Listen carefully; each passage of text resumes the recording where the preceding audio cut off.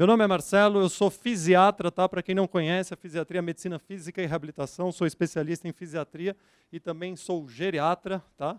Especialista em geriatria e fui convidado para falar um pouquinho para vocês sobre as doenças mais importantes que acontecem no idoso, tá?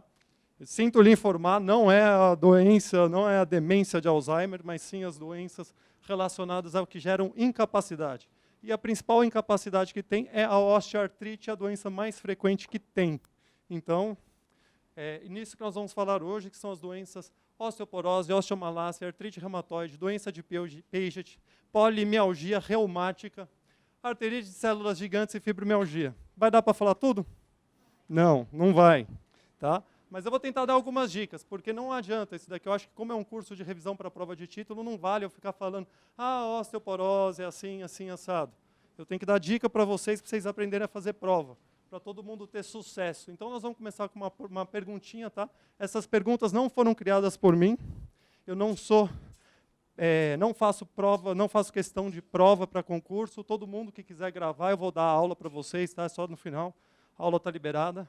Quem faz questão de prova é o Marco Túlio, vai dar aula amanhã para vocês, então ele gosta de fazer questão. Eu não, eu pego as questões prontas e vou discutindo. Então, se tiver algum erro, a culpa não é minha, tá, gente?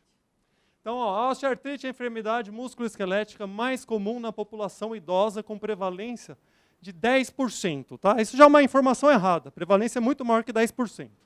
Tá? A respeito da osteoartrite, é correto afirmar o quê?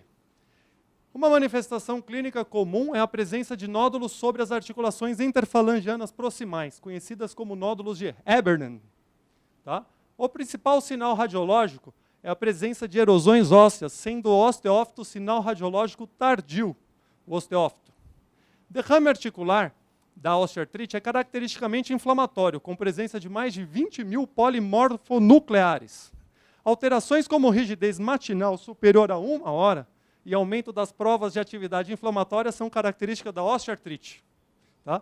Estudos mostram correlação positiva entre a incidência de osteoartrite e a ocorrência dessa patologia em mulheres com história familiar da mesma. Pessoal, todo mundo participando, quem acha que a alternativa A, levanta a mão. Tá? Todo mundo tem que participar, hein? Quem acha que a alternativa B, o sinal radiológico, A é sinal de osteófito, cadê? A, articulação interfalangiana proximal, como nódulos de Ebernen. A B está falando que o sinal radiológico o principal sinal radiológico é a erosão óssea. Quem acha que é esse daí, levanta a mão. Tá? C, o derrame articular da osteoartrite é caracteristicamente inflamatório, com mais de 20 mil polimorfo. Quem acha que é essa? Levanta a mão. Só eu que acho? D, alterações como rigidez matinal superior a 1 hora e aumento de provas inflamatórias são características. Quem acha que é essa daí? Tá. E estudos mostram correlações positivas. Quem acha que é aí? Beleza, vamos lá. Resposta E.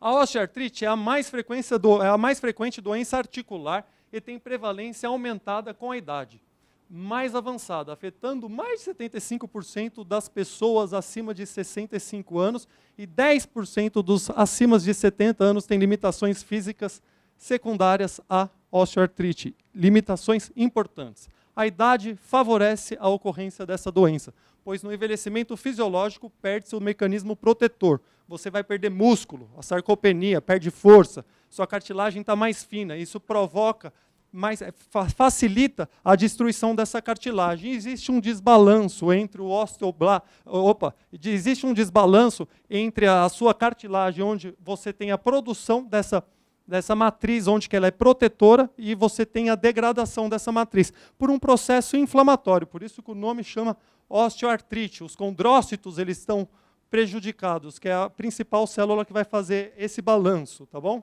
A predisposição genética está bem estabelecida na manifestação da osteoartrite primária, com características poligênicas, pois os fatores ambientais estão envolvidos fortemente nessa expressão gênica. Fator ambiental influenciando a expressão gênica. Quando o fator ambiental influencia a expressão gênica, isso vai cair na prova desse ano. Qual que é o nome disso daí? Epigenética. Vai cair na prova, hein? Aposto com vocês. A principal alteração genética relacionada é a mutação dominante autossômica do gene procolágeno tipo 2. Não precisem ficar preocupados com isso. Tá? Porque ninguém vai perguntar isso para vocês. Mas tem que falar, né? que é responsável pela expressão do colágeno tipo 2, principal componente da cartilagem.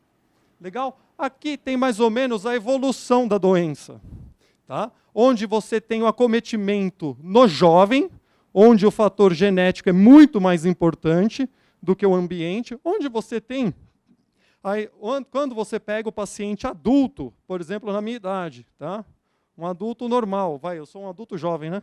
Ou sou um adulto velho já? Adulto velho. Então, onde que a genética não é tão importante, mas o ambiente é importante, tá? E no idoso, onde a idade é o fator mais importante. A genética, ela também tem, os idosos que têm o fator genético importante, o ambiente. Mas a idade, ela está favorecendo. Beleza, então nós vamos para a segunda questão. Uma mulher de 67 anos procura assistência médica com queixas de dor em ambas as mãos. É que gradualmente aumentou durante o último ano. Trabalhava anteriormente como costureira em uma fábrica, fazendo luvas durante mais de 35 anos. Então, ela tem um fator de trabalho importante para isso daí. Tá? Você suspeita de osteoartrite, você é um bom médico. Você falou, opa, isso aí está com cara de osteoartrite de mão. Todos os seguintes fatores, exceto exames físicos, são caracterizados desse diagnóstico. Exceto, não sei se eles falaram isso para você, mas porque eu me lembro que a prova de geriatria, todas as questões são me assinale a afirmativa correta. Tá? Então, vocês não precisam ficar preocupados com exceto, mas é sempre a correta na prova para vocês. Evidência de tumefação e calor bilateral acometendo apenas os punhos. Tá? Ele quer saber o que não é, né? Estreitamento do espaço articular e dos osteófitos nas articulações interfalangianas proximais e distais no raio-x. Dor que se agrava quando se prepara refeições. Presença de nódulos de Eberden, ó, o safado do Eberden de novo, e rigidez que se agrava após breves períodos de repouso com bloqueio ocasional das articulações mais acometidas. Então, 67 anos com osteoartrite em mãos, que piorou no último ano. Tem um fator de trabalho positivo e você está suspeitando de osteoartrite. De todos os sinais aqui, qual que não é característico desse diagnóstico? Quem acha que é a alternativa A, levanta a mão. Tá? Quem acha que é estreitamento dos espaços? A alternativa B, levanta a mão. Quem acha que a dor se agrava quando se prepara, que é AC, dor que se agrava quando se prepara refeições? Levanta a mão. Que não é sinal. Quem acha que é presença de nódulos de Eberden? Levanta a mão. Ninguém acha que o Eberden às vezes não tem nada a ver com a história? E rigidez que se agrava após breves períodos de repouso. Quem acha que pode ter rigidez após breves períodos de repouso ou isso é mentira? Tá? Então vamos lá. A osteoartrite é a causa mais comum de incapacidade entre adultos, tá? Idosos. Tá? Articulações nas mãos mais acometidas são interfalangianas distais. Qual outra doença que acomete, doença inflamatória, que acomete muito a mão, mas não pega a articulação interfalangiana distal? Artrite reumatoide. E proximais e de base do polegar, sendo raro o acometimento de punho. Tá? Que é bem exclusivo, muito característico da AR. Locais mais comuns são os joelhos, quadris e coluna cervical e lombosacra. Tá? A dor ocorre durante o uso ou após o uso da articulação acometida. Tá? A rigidez é mais pronunciada após breves períodos de repouso.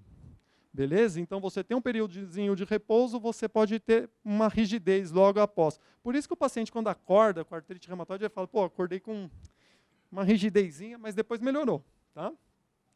Pode estar associado ao fenômeno de gel, tá? Em que uma articulação pode ficar bloqueada após um breve período de repouso. Então, você vai lá, trava. Aí você vai, estimula aquilo ali e melhora. O exame físico das mãos de um indivíduo com osteoartrite pode-se observar a presença de tumefações ósseas das articulações interfalangianas. No meu ano caiu essa questão, tá, gente? Nódulos de Bouchard distal e de Eberden. Aí na hora que caiu, eu rezei, falei assim, ó, fiz o sinal da cruz, falei assim, opa, essa tá fácil. E vocês vão ver que é fácil, ninguém pode errar uma dessa, tá? Não necessidade de nenhum exame de sangue ou rotina para avaliação da OA quando a história do exame clínico são compatíveis, tá? Raio-X deve-se observar estreitamento dos espaços interarticulares, osteófitos e esclerose óssea. Esse é o raio-X. E aqui está a questão que tinha no meu ano. Tinha uma mão com osteoartrite e falava assim, qual que é esse nódulo aqui? Esse daqui é o de Bouchard, esse daqui é o de Eberden, esse daqui é o sinal de sacabocado, ele falava assim, isso aqui é a lua cheia. Tá? Ou pápulas de Gottron, pronto, pápulas de Gottron. Tá? E aí, você lembra, nódulos de Burchard, lembra que o B vem primeiro, então o nódulo de Burchard é mais proximal, e o H de Herbeden vem depois. O H vem depois do B, então ele é distal. Caiu exatamente essa questão. Tá? Então, quando vocês forem fazer a prova, tá? Isso é uma dica que parou de funcionar. Muito importante é o quê? São 100 questões. 50% das questões são moderadas, 25% é fácil e 25% é difícil. Não perca tempo. Tem questão que a resposta tem que ser imediata. Pá! A questão que vocês não saberem a resposta imediata, já achou, está em dúvida? Assinala que vocês têm dúvida, pula para a próxima. Porque senão vocês vão ficar ali, ó, vão ficar ruminando a questão, ficar, essa daqui eu tenho quase certeza que é A, mas não, mas eu tenho quase certeza também que é a B, vocês perdem tempo para fazer a prova. A prova tem que ser, ó, tem que ser pá, pá, pá, pá, pá, pá, depois você consegue ter tempo para tranquilidade para terminar a prova. Tá? Então, mulher de 73 anos com dor no joelho. É o que vocês mais vão ver no consultório também, tá? Independente se o paciente tem demência de Alzheimer ou não, ele sempre vai ter dor no joelho. Uma mulher de 73 anos com antecedentes pessoais de obesidade e diabetes mellitus procura sua clínica com queixa de dor no joelho direito, que tem sido progressiva e que se agrava com caminhada ou com postura em ortostase, em pé. Tem tomado anti-inflamatório de venda livre, tá? Sem obter alívio. Deseja saber o que está de errado com o joelho e o que pode ter causado isso. Você fala, ó, você tem 73 anos, você está fora do peso, você tem diabetes, você não faz exercício físico, isso que causou isso, né? Deseja saber o que está de errado com o joelho, né? O que pode causar isso. São efetuadas radiografias que revelam perda da cartilagem e formação de osteófitos. Qual dos seguintes itens representa o fator de risco mais potente para o desenvolvimento de osteoartrite? 73 anos, dor no joelho, diabetes, obesidade. Então, idade, sexo, suscetibilidade genética, obesidade ou lesão articular prévia. Quem acha que é idade, levanta a mão. Quem acha que é sexo, levanta a mão. Quem acha que é suscetibilidade genética, levanta a mão. Vocês já viram que genética é só no jovem, hein? Não é no idoso. Suscetibilidade genética é na osteoartrite do paciente jovem. Tá? Quem acha que é obesidade, levanta a mão. Obesidade é um fator de risco muito importante, hein? Estou em dúvida, tá? Lesão articular prévia, quem acha que é essa, levanta a mão, tá? Gente, vamos lá, ó.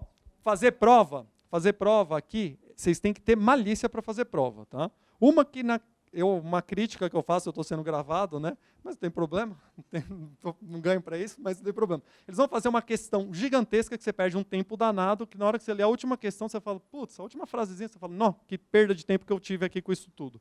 Tá? Vamos pensar, se a doença mais frequente no idoso, tá? Você acha que a sua avó, ela foi atleta? E ela tem osteoartrite? Tá, tudo bem, mas alguém aqui tem algum vô que tem uma dorzinha no joelho? E esses vôs que teve dor no joelho, eles foram atletas? Eles jogaram bola? Bola profissional, né? Não, né? Então você fala, poxa, isso aqui é importante, mas não é a grande maioria. E eu falei lá no início que essa é a doença mais frequente que tem no idoso, hein? Tá? É a doença mais frequente, só perde para uma, tá? Que é a hipertensão autorreferida, tá? Então, idade, tá? Sexo. Opa, isso é importante, ela provavelmente acomete mais mulher do que homens, né? Suscetibilidade genética não é. Obesidade é um grande fator de risco. Então, vamos ver aqui, tá? A osteoartrite representa uma falência articular em que todas as estruturas da articulação são acometidas, sofrem alterações patológicas. A patologia central é a perda dessa cartilagem. Os componentes que levam ao desenvolvimento podem ser divididos naqueles que contribuem para a carga e aqueles que aumentam a vulnerabilidade articular. O fator de risco muito prevalente para a osteoartrite é a idade, que afeta a vulnerabilidade articular. Tá? Todas as outras doenças que existem, você nunca vai colocar na idade, porque teoricamente você fala assim, mas não é para o idoso ter isso. A idade não está relacionada à doença, né? A gente não pode pensar no patológico. Vocês aprenderam sobre senilidade e senescência, mas a osteoartrite, um fator de risco para a osteoartrite, a idade ela é um fator muito importante. Tá? E aí nós temos um concurso de reumatologia de 2018. Tá? Em relação à osteoartrite periférica, assinale a alternativa correta. vocês verem como as questões elas são sempre a mesma coisa, tá, gente? Não muda não importa se é reumato, se é endócrino, vocês vão ver que na parte de osteoporose eu peguei questões de outros concursos, tá? A crepitação palpável, a flexão e extensão, é um dos sinais mais característicos do acometimento do joelho. Você vai, estica o joelho, o flat, ele faz um... Tá? A hereditariedade não é um aspecto importante no acometimento das interfalangianas distais, das mãos. Tá? Não é um aspecto importante. Quando há acometimento das articulações coxo-femorais, ela é sempre assintomática. Tá? E o acometimento das articulações dos pés é mais sintomático do que radiológico. Quem acha que a alternativa A, levanta a mão. Tá? Ó, a crepitação palpável, a flexo e extensão é um dos sinais mais característicos. Quem acha que é A? Tá? Quem acha que é B? A hereditariedade não é um aspecto importante. Tá? Beleza. Quando há acometimento das articulações coxo-femorais, ela é sempre assintomática. Quem acha que é C? Beleza? D. O acometimento das articulações dos pés é mais sintomático do que o radiológico. Quem acha que é essa? Então vamos lá, por exclusão. Acometimento. A osteoartrite é uma doença que tem uma dissociação de dor por o sinal radiológico. Tá? Então, se acontecer isso, não rola. Você pode ter um raio-x ótimo com dor e você pode ter um raio-x péssimo com o paciente sem dor. Então, essa daqui você corta. Tá? Quando há acometimento das articulações coxo-femorais, ela é sempre assintomática? Não, né? A gente tem muito paciente com osteoartrite com coxo femoral e essa osteoartrite é muito sintomática. É um saco de tratar, é uma osteoartrite difícil. Tá? A hereditariedade não é um aspecto importante nas interfalangianas para quem tem OA de mãos.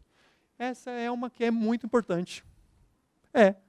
Porque, teoricamente, se você for imaginar osteoartrite de quadril, de joelho, você tem o fator idade, você tem o fator músculo que você está perdendo, a estabilização dinâmica dessa articulação, você tem o fator, você é bípede, você anda, por exemplo, eu tenho 31 anos, tá, gente?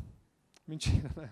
Mas vamos, finge que eu tenho 31 anos. Então, eu estou 30 anos descarregando carga no meu esqueleto. Então, meu joelho está sofrendo há 30 anos, meu quadril está sofrendo há 30 anos. Imagina um paciente que está sofrendo há 70, 80 anos a carga. Então, isso é importante para algumas, como quadril, joelho.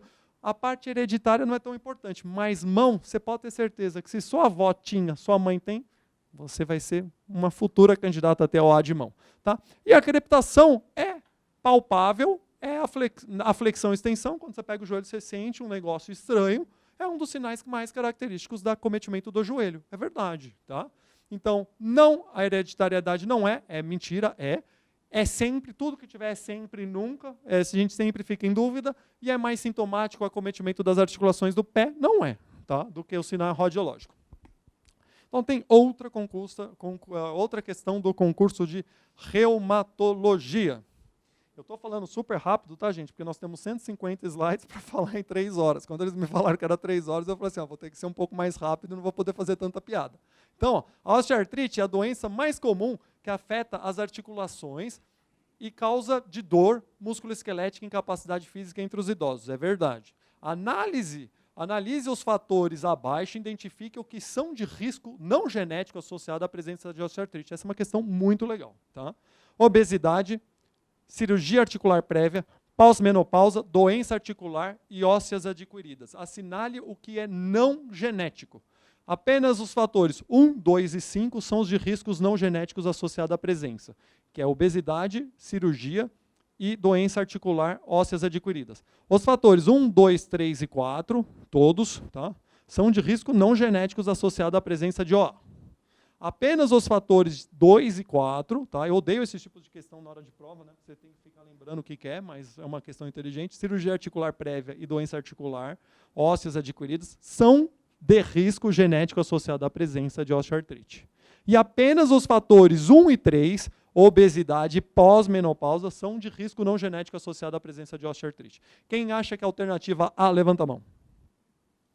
Quem acha que a alternativa B, que nenhum desses são fatores não genéticos, levanta a mão. Tá? Quem acha que é... Oi? Pode falar, gente. Aqui vocês têm que achar, porque se ninguém achar nada, eu já passo para a próxima e falo, ó, a gente resolve essa no final da aula, né? Vai. C. Quem acha que é C? Só o 2, cirurgia e doença articular, são fatores não genéticos. Levanta a mão. Tá? E quem acha que os fatores 1 e 3, que é só obesidade e pós-menopausa, são de riscos não genéticos? Tá? Gente, essa daqui, ó, obesidade é genético? Não, não é fator não genético. Cirurgia? Não, né? Cirurgia não é fator não genético, né? Pós-menopausa é fator genético? Não, não é não genético. E doença articular ósseas adquiridas? Também não. Então, todas são fatores não genéticos. A alternativa correta é a B. Fatores 1, 2, 3 e 4, tá? Então, fatores associados à osteoartrite, fatores genéticos, sexo, distúrbios genéticos, né? Raça, grupo étnico, tá? Fatores não genéticos, idade, obesidade, menopausa, doença articular ou óssea adquirida, cirurgia articular prévia e fator hormonal. Tá? Fatores ambientais, ocupação, lesões prévias ou atividades esportivas. Tá? Isso é um quadro interessante para fazer uma questão de prova. Tá? Então, beleza. A obesidade é um fator, segundo fator mais importante para a osteoartrite, tá, gente? Tirando a idade, né, a obesidade, com o aumento do peso, você vai aumentando essa incidência de osteoartrite, tanto no sexo masculino, quanto na população geral, quanto no sexo feminino. Tá? Então, ela tem uma influência muito importante. E aí nós vamos para alguns tipos de questão. Mulher, 73 anos, com dor no joelho, que era aquela que a gente discutiu. Antecedentes de obesidade e diabetes. Vocês lembram? Mulher, 73 anos, que foi costureira, não sei o quê. Né? Não, que estava com dor no joelho. Dor no joelho direito que tem sido progressiva e que se agrava com caminhada ou com postura em ortostase. Tem tomado anti-inflamatório de venda livre. Ela vai lá e compra o remedinho. Qual dos seguintes afirmações representa a melhor solução para o caso apresentado? Perda ponderal, uso de anti-inflamatório crônico, glucosamina com chondroitina, dipirona de horário ou colágeno hidrolisado. Quem acha que é perder peso, levanta a mão. Quem acha que é anti-inflamatório? Ninguém, né? Não vai cair nunca uma questão dessa que fala, ó, use anti-inflamatório na prova de geriatria. Tá? Pode até cair, mas aí se tiver uma opção de uso de anti-inflamatório, ele tem que falar que é um quadro muito agudo e tem que ser muito rápido e muito pouco tempo de uso. Aí pode cair uma questão para você assinalar o anti-inflamatório. Porque não existe, tá? Todo mundo fala, o uso de anti-inflamatório é proibido no idoso? Não, você tem que tomar cuidado. Tá? Existem os riscos do uso do anti-inflamatório. Falar que é proibido é mentira. Mas aí você não pode deixar, porque é um medicamento geralmente de venda livre. Né? Quem acha que é glucosamina e chondroitina, isso daqui está naquela sopa de letrinha. Né? A gente não sabe se funciona ou não funciona. Dipirona de horário. Poxa, essa aqui é uma alternativa muito boa, né? Dipirona de horário. E colágeno hidrolisado, não, isso é muito novo, a gente não sabe se tem muita evidência. Então, quando a gente está numa questão, nós vamos tomar cuidado, que tem um tratamento não farmacológico e um tratamento farmacológico que o geriatra adora, né, que é dipirona. Aí você fala, putz, né, o que eu vou falar? O que eu vou responder? Sempre quando tiver um tratamento não farmacológico viável, essa é a primeira opção. Tá? Então, a resposta é perda de peso. O tratamento da osteoartrite tem 3 objetivos: aliviar a dor, reduzir a incapacidade funcional e deter a progressão da doença, que é onde que a gente está tentando desenvolver um tratamento eficaz. Tá? O tratamento deve se basear na intensidade dos sintomas e na funcionalidade, não na intensidade das alterações radiológicas. Você não trata de acordo com o raio-x. Devem ser priorizados o estilo de vida e os aspectos biomecânicos do paciente. E deve-se adotar medidas mais complexas e somente se as mais simples falharem. Beleza? Medidas não farmacológicas. O que incluem as medidas não farmacológicas? Educação do paciente e dos familiares. Tá? Fisioterapia, órteses. Medidas educativas para o A de joelho têm eficácia comparável a tratamento com anti-inflamatório e redução de peso. Tá? Isso é muito importante. Hoje, quem trata a dor não tem como fazer nenhum tipo de tratamento de dor se você não fizer medidas educativas. Explique, converse com seu paciente.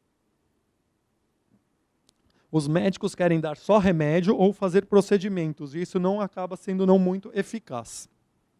Fisioterapia emprega a termoterapia e eletroterapia como coadjuvante no tratamento da dor. Considera-se medida fisioterápica mais importante o exercício terapêutico, que eles fazem a cinesioterapia, que é a terapia através do movimento, pois os artrósicos têm diminuição da mobilidade articular e perda de força. Tá? Para vocês terem uma ideia, quando vocês têm uma osteoartrite de joelho e você tem um derrame articular, você tem um acúmulo de líquido sinovial, quem acompanhou, já teve a oportunidade de acompanhar meu ambulatório, a gente pega o paciente, às vezes, com osteoartrite, ele está com uma sinovite intensa, né? Então, eu faço os residentes drenarem para depois a gente injetar um medicamento lá dentro. Quando vocês têm 15 ml de líquido sinovial inflamatório dentro, a Tami viu isso daí, né? Você deve ter retirado muito líquido sinovial dentro do joelho de alguém, né? Dos pacientes. Você perde a contração do vasto medial. Quando você tem 100 ml de líquido dentro do joelho, o máximo que a gente tirou lá, eu acho que foi 80 ml dentro do joelho de uma paciente lá, do ambulatório, você perde a contração voluntária do quadríceps. Então, tem muita relação de perder força. Por quê? Porque isso daqui é uma doença que vai progredindo. Mas tem que fazer o quê? O tratamento para você manter a amplitude de movimento e você ganhar força, principalmente dessa musculatura que vai estabilizar essa articulação. Então eu vou dar uma pincelada em alguns temas que podem cair, não sei se vão cair, sempre cai bengala, tá? Eles gostam de bengala. E o ano passado foi super divertido. Porque sábado à noite, eu acho que a prova prática foi no domingo, né? Sábado à noite, 11h30, começam a me ligar, desesperado. Aí o pessoal me ligando. Eu falei assim, aí liga um, aí ligou o Cláudio, aí depois ligou mais uns dois diferentes. Aí eles estavam, eu falei assim, 11h30, eu falei assim, mano, o que o povo tá me ligando, né? Eu falei assim, a prova de geriatria. O Eduardo, que é um dos, isso daí tá sendo gravado, tá? Mas não tem problema. O Eduardo, que é um faz parte da comissão, viu, Eduardo? Você que está assistindo essa aula depois, você andou com as bengalas indo pro hotel, né? Aí os caras olharam e falaram assim, vai cair sobre bengala na prova. Aí o pessoal me ligou, 11h30 da noite, para falar sobre as bengalas. Então, pode cair, né? Porque tem a parte de gerontologia que às vezes eles fazem uma pergunta em comum, tá? Então, órtese, dispositivo externo aplica. Oi? E a bengala caiu 2 anos seguidos, viu, gente? Dispositivo externo aplicado ao corpo para modificar os aspectos funcionais ou estruturais do sistema músculo-esquelético, na obtenção de alguma vantagem mecânica ou ortopédica. Então está aqui, externo, onde você tenta ter uma vantagem mecânica ou ortopédica. O objetivo das órteses é controle de dor, melhorar função, proteção articular, que é o que esse brace aqui está fazendo, permitir uma marcha confortável, retardo da instalação da deformidade, asterisco, que a gente não consegue provar isso. Tá? Concurso de geriatria, PMSP. Nós vamos chegar lá. Tá? Vou pôr ainda. Tá? Então, o primeiro, medida educativa é isso. Tá? Para você conversar, você tem orientações, você vai chegar para o seu paciente e falar assim, não adianta se você não perder peso. Você tem que falar isso para o paciente. Isso tudo inclui medidas educativas para o paciente, que é a conversa que você tem. E os trabalhos mostram isso, tá, gente? O trabalho mais legal que tem, que fala que é tão importante a gente escutar, tocar no paciente, tem um trabalho feito na Escola Paulista de Medicina, que eles pegaram pacientes com dor na coluna e dividiram em 2 grupos. O paciente que fazia os exercícios específicos, né, que era o tratamento da coluna, e o paciente que sentava, o médico ficava de frente, falava, e aí, tudo bom? Tudo tranquilo aí? Bacana, legal, né? Os anti-inflamatórios essa semana, você só batia um papo rápido. O que aconteceu? Na hora que abriram os envelopes lá, os 2 foram igualitários em termos de resultado. Existe uma revisão agora sistemática com meta-análise network que eu fiquei louco, eu xinguei até, que eu li esse ano, foi publicado agora, em março de 2019, falando, eles compararam, tá, os exercícios. Qual que é o melhor para osteoartrite de joelho? Eu falo assim, mano, os exercícios, olha que legal, meta-análise com network. O que é? Network, eles pegam, e não tem, né, tipo remédio, né? Eles não vão falar assim, qual que é melhor, o celocoxib ou o ibuprofeno? Então, eles pegam, comparam o ibuprofeno contra placebo, o celocoxib versus placebo, e aí eles fazem todas essas análises, eles colocam os cálculos, e aí depois eles estão inferindo, eles fazem uma comparação indireta, esse com esse, mas é pela medida do placebo. E eles fizeram isso com o exercício, para osteoartrite de joelho. E aí o resultado foi, o melhor exercício para osteoartrite de joelho foi a caminhada, que tem impacto, né? Então, o cara não consegue andar, ele deu como o melhor exercício nessa meta-análise com o network. E o segundo, por incrível que pareça, tinha musculação, tinha tai chi, tinha um monte de coisa, yoga, hidroginástica, um monte de coisa. O segundo sabe qual que foi? Meditação. Foi meditação, eu juro para vocês. Aí eu falei assim, gente do céu, da onde que surgiu meditação? Né? Aí eu li, e eu estava indo para um evento em São Paulo que eu ia falar para reumatologista, eu ia falar para um evento sobre exercícios para osteoartrite, ao vivo, no web meeting. Aí eu falei assim, gente, se me perguntarem isso, eu não vou ter nem como responder. Né? Aí você tem que analisar um monte de outros aspectos. Mas isso faz parte da educação. Você vê, a meditação entrou, entendeu? Beleza, concurso. 65 anos, olha, essa é boa, hein? 65 anos, obeso, apresenta quadro de dor, leve a moderada intensidade devido à osteoartrite de joelho. Se eu não me engano, na minha prova, foram 2 questões de osteoartrite, tá? A do nódulo, que vocês lembram, proximal é quem? Puxar. E distal? Ninguém erra. Eles gostam, às vezes, de pôr umas imagens, tá? Além de orientação para redução do peso e prática de exercício físico, poderia ser prescrito para a melhora imediata dos sintomas de dor. Eu acho que é uma questão exatamente essa, se eu não me engano. Tá? Glicosamina, eles até mudaram o nome, né? Que é glu, né? Cloroquina, diacereína, condroitina, paracetamol. Quem acha que é paracetamol, levanta a mão. Beleza, né? É paracetamol, óbvio. Tá? Então, eles vão fazer o seguinte, se cai questão de osteoartrite, não vai ser nada muito complexo, tá? Eles vão fazer uma brincadeirinha. Mas, gente, vai cair, lembrem do que eu te falei, 50% é questão moderada, 25% é fácil. Essa é uma questão fácil. Então, essa é uma questão que você bate o olho. Eu poderia até brincar, se eu tivesse mais tempo, eu ia tentar fazer isso, né, nesse ano. Eu ia colocar só as alternativas e depois fazer a pergunta. Se eu falasse assim, essas são as alternativas, não pensa na pergunta, qual que vocês vão assinalar? Vocês estão vendo, condroitina, diacereína, cloroquina, glicosamina e paracetamol, qual que vocês vão assinalar? Paracetamol. Você vai falar assim, isso daqui deve estar tudo no mesmo bolo. Eu tenho certeza que a pergunta é sobre essa. Isso é um exercício que é legal de se fazer. Tá? Na hora que você está pegando a questão, se o enunciado é muito grande, já bate um olho nas respostas. Essa é uma técnica super legal. Tá? Você olha as respostas, você já vai ver o que é absurdo na resposta. Antes de você ler a pergunta, você já sabe o que é absurdo. Você vai ficar em 2. Porque 2 questões são sempre absurdos. 2 respostas. Aí você vai ficar sempre em 2. Se você assinalar, acertar as 25 questões que são fáceis, você vai errar. Eu não sei das 25 que são difíceis. Mas se eu conseguir acertar algumas boas da moderada, a chance de eu ter êxito na prova é grande. O que não adianta é ficar desesperado. Você vai ficar lá, será que esse daqui, eu lembro que a associação é esse com esse.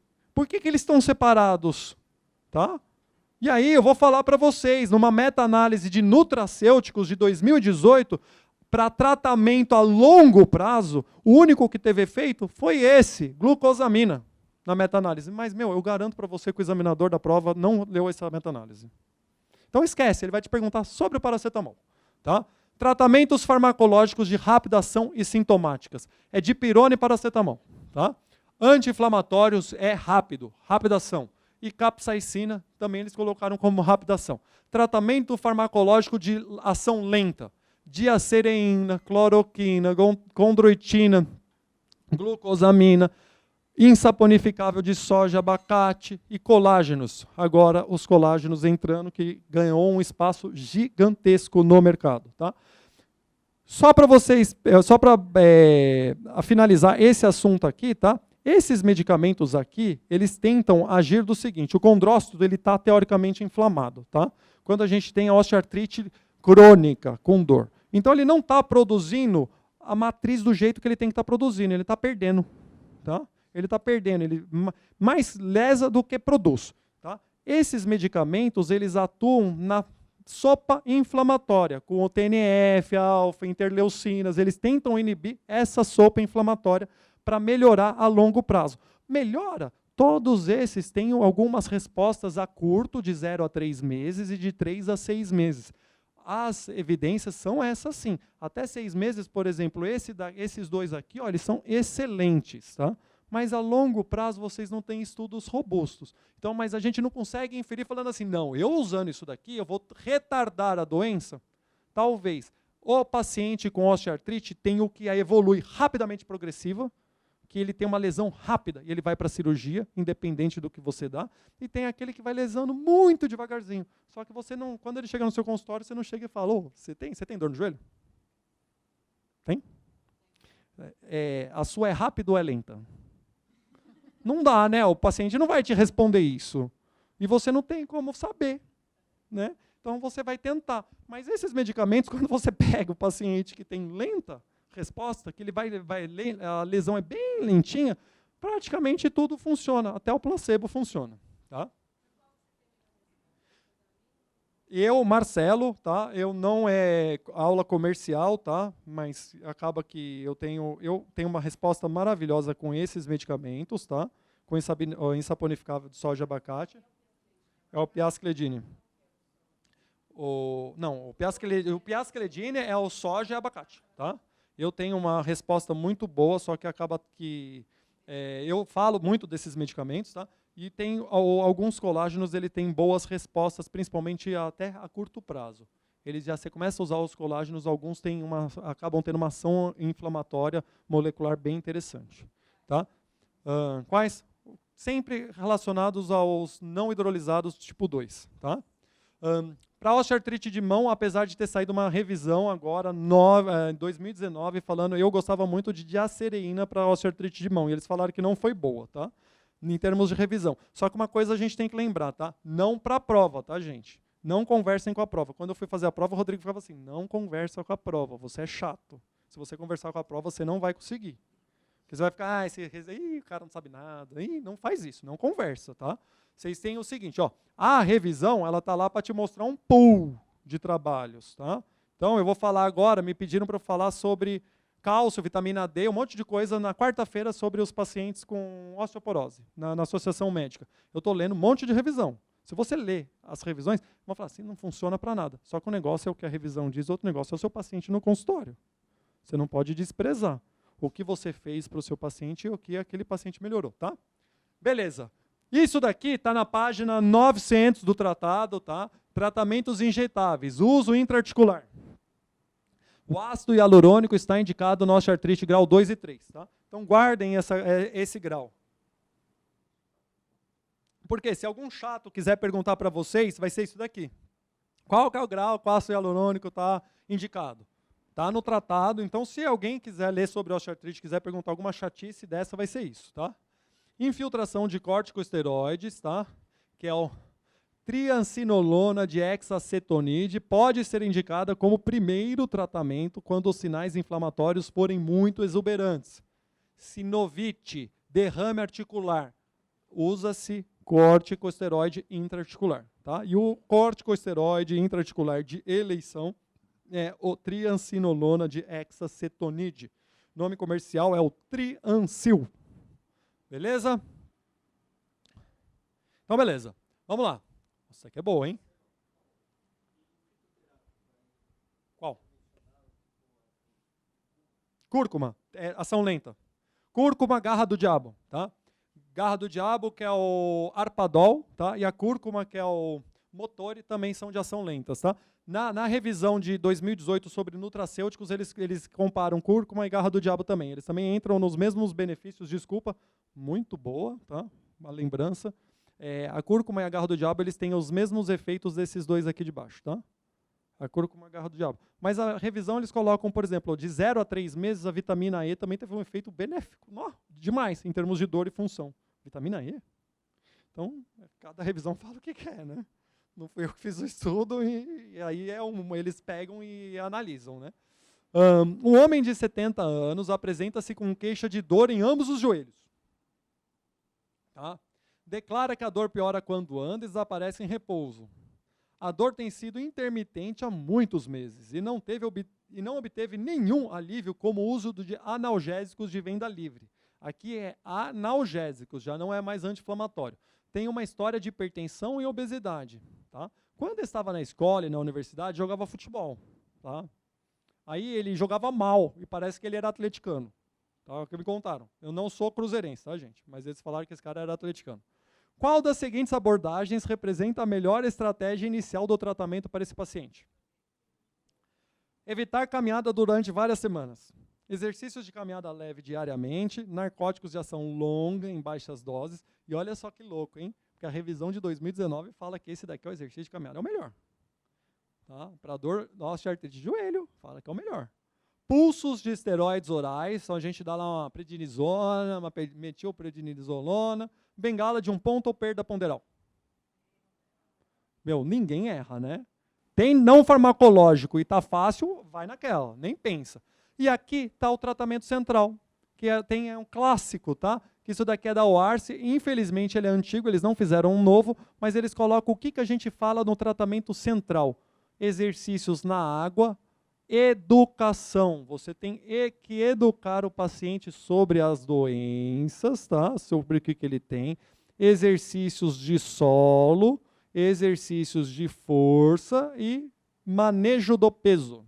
Tá? Então, primeiro, faça tudo isso. E aí depois você vai para as recomendações. Essa da OARSE, eles não colocam um monte de outras possibilidades. Tá? Mas quando você pega os guidelines para tratamento de osteoartrite, não é o que vai acontecer para vocês, porque isso é para prova de título. Eles não vão falar assim, a segunda a Associação dos Cirurgiões Americanos. Segundo a Associação dos Cirurgiões Americanos, só 2 intervenções funcionam, que é anti-inflamatório e perder peso, e cirurgia, acabou, mas nenhuma funciona. Tá? Então, o que acontece? Diferente da hipertensão, né? Vocês já tiveram aula de hipertensão, foi uma briga, provavelmente. Ah, mas o que o cara vai perguntar lá? É 140 ou é 150? Né? Ele vai perguntar isso. Vai cair questão de hipertensão. Você vai pensar no mais razoável de acordo com o extrato funcional do seu paciente. Sempre seja razoável, tá? Então, aqui tem intervenções biomecânicas para todos eles. Existe o uso do anti-inflamatório tópico, segundo a OARSE, que eu não falei. Mas se tiver a opção plausível de você usar um anti-inflamatório tópico, é uma boa resposta. O anti-inflamatório tópico funciona? Para alguns guidelines, sim. Para outros, não. Tá? Eu fiz um pool de análise de anti-inflamatório tópicos para poder escrever para o livro, A Arte da Desprescrição. Tá? E eu achei estudos super elegantes com anti-inflamatório, tá? Mostrando até qual é o melhor anti-inflamatório tópico que tem. Tá? Mas os guidelines, eles não falam muito. Por quê? Porque existe articulação que ela é muito grande, o anti-inflamatório não tem uma infiltração tão boa. Tem outro que fala, não, ó, usar anti-inflamatório tópico e paracetamol ou ibuprofeno por via oral foi a mesma coisa. Tem estudo que fala isso, tá? Mas lembrando aqui, o que eu quero é, lembre sempre do tratamento não farmacológico. Das doenças relacionadas, qual possui a maior prevalência em idosos residentes na comunidade? Asma, artrite, sinusite crônica ou doença de Alzheimer? Oi? Artrite, tá? Essa é a doença mais frequente que tem. Então, não só para a prova, mas aí para a vida, aprendam a tratar a artrite, porque senão vocês vão mandar tudo para mim, tá? A artrite é a comorbidade mais relacionada à idade, do envelhecimento. Tá? Alguns estudos correlacionam até 75%. É um pouco forçado 75%, tá? Mas 40%, é um estudo europeu inglês grande, eles colocam como 50% dos pacientes acima de 65 anos. Então, vamos falar um pouquinho sobre auxiliares de marcha. Então, existe a bengala de 1 ponto, é o que eles adoram perguntar, tá? Aumenta a base de sustentação e diminui a descarga de repouso. Quando a gente prescreve, por exemplo, o paciente com osteoartrite no joelho direito, eu vou prescrever a bengala do lado esquerdo. Por quê? Porque eu vou fazer isso com a bengala, pum, tá? Eu vou pisar junto com a bengala para diminuir a carga contralateral, tá? Maior cadência e comprimento do passo, é o que ela vai tentar promover. Diminui descarga de peso no compartimento medial, que é o principal, o mais acometido. Lógico que tem o tricompartimental. Ele não vai falar assim, qual é o compartimento mais acometido? Não vai, mas diminui a descarga. E a altura é a prega do punho ou flexão do cotovelo entre 20 e 30 graus. Então você vai colocar com o cotovelo flexionado, 20 a 30 graus, na prega do punho. Tá? A prega do punho está aqui. Ó. E a prega do punho, ela bate, tá? E igualzinho no trocânter. Então, a altura pode ser ou no trocânter ou na prega do punho com o cotovelo flexionado. Tá? Então, você vai usar a bengala de 1 ponto quando você tiver osteoartrite unilateral. Tá? É uma boa opção. Contralateral a lesão. Tá? Ah, mas o Dr. House, na época, quando eu assisti o seriado, ele tinha uma lesão do lado direito e ele usava a bengala do lado direito. Tá? Ele não tinha osteoartrite, gente. Tá? Ele tinha uma outra lesão, tá? E ele usava aquilo como base de apoio, ele fazia assim, ó, entendeu? Aí é diferente, você não vai fazer isso para osteoartrite. A osteoartrite você faz isso aqui, ó, é muito mais elegante, né? Você faz isso aqui, você anda assim, ó, tá? Então, beleza. Quando você tem, por exemplo, uma doença neurológica, você não vai usar a bengala do lado oposto, entendeu? Da lesão. Por exemplo, se eu tenho um pé equino, flácido, eu não vou fazer assim, não. Né? Por quê? Eu caio. Aqui não dá. Então, aí eu vou usar do lado, tá? Lesão neurológica eu vou usar aqui do lado. Mas, geralmente, eles vão te perguntar sobre bengala, que é muito fácil, é muito importante, uma coisa que o geriatra tem que ter domínio. Legal? Show de bola. Muleta. Muleta, então, existe as axilares e as de antebraço. Aquelas que vão aqui, né? Você apoia assim, ela tem uma prega aqui no antebraço, ou a axilar, né? Que é quando você está politraumatizado, ou quando você fraturou alguma coisa, você está andando com aquela coisa lá, né? Com a muleta, né? Uso prolongado, né? Diminui a carga e aumenta o equilíbrio. Uso bilateral. A muleta, geralmente, a gente prescreve ela bilateralmente, tá? Alívio total ou parcial da presença de peso sobre os membros inferiores. Ajuste, a mesma coisa, prega no punho ou trocânter. Então, a muleta, você vai andar assim, ó. Bilateral. Então, você pode ter uma osteoartrite bilateral. Você está descarregando carga nos dois membros, tá? Ou assim, né? Você pode fazer isso também, tá? Então, essa é a finalidade da muleta, tá? Mas o apoio é a mesma coisa. Tá? Então você tem que tomar muito cuidado com o apoio da mão. Tá? Então você vai ter a muleta, ela vai ficar presa no seu antebraço, não na articulação, um pouquinho embaixo, e aqui ela também não comprime a axila. Tá? Ela vai estar... Oi? Não entendi. Tem fratura, tem lesão neurológica aguda, você pode usar muleta, um monte, o que você quiser, pós-cirúrgico, tudo que você quiser, você pode usar muleta. Você tem nos membros superiores bons, tudo que é lesão em membro inferior você pode usar. Tá? Você não pode pôr o pé. Você acabou de fraturar, você não pode pôr o pé no chão, você vai usar a muleta.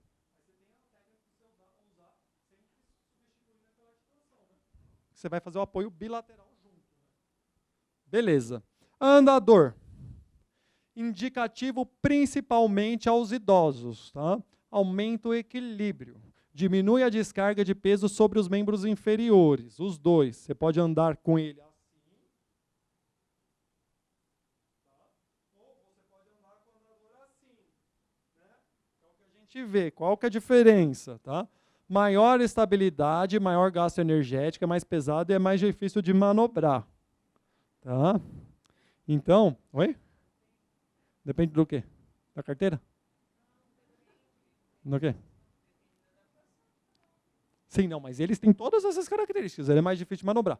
Para você ter uma ideia, tá? Um estudo Quem? Andar de andador? Mas depende, né? Se você for ver, você é jovem.